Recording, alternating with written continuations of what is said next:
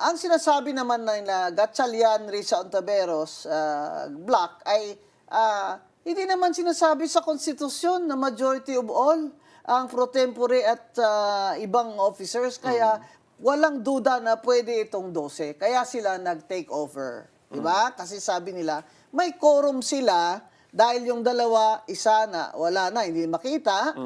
Pangalawa, si Jinggoy ay nasa jail. Oo. So sinasabi nila, 12, hindi 13 ang quorum. De La Rosa, Ejercito, Escudero, Estrada, Gatchalian. Pero sa roll call, tinawag nung Attorney Garcia, ang kanilang bagong secretary. Napansin niyo rin pala yun, ma'am. Tinawag niya rin ang pangalan ni Senator Bato de la Rosa at ni Senator Jinggoy Estrada.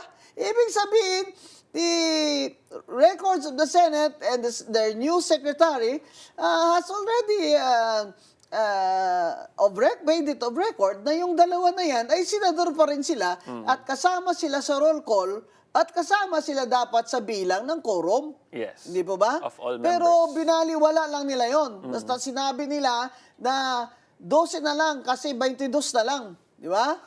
So, they declared all positions vacant and they elected Gatchalian, their own secretary. And then may problema sila. Wala silang Senate President. Kasi ang sa konstitusyon na nagsasabi ng majority of all. Di ba? So, kahit sila, tinatanggap nila yun. Na ang majority of all ay 13. Hindi ba ba? Yes. Kaya lang sinasabi nila na hindi naman sinasabi sa rules na ng konstitusyon na ang pro tempore ay kailangan majority of all din. Di ba? Ang sinasabi ni Senate President Cayetano, to which you agree, Yes. na ang Senate President ini-elect, ang pro tempore ini-elect kagaya ng Senate President. Yes. Hindi po ba? Kasi nasa rules naman ng Senado Senate, yes. na ayon sa Constitution, it's never been questioned before. Never been questioned before except now. Siguro napaka-brilliant itong Senator Gatchalian na ito na meron ka namang bagong interpretation na hindi ko alam, ha?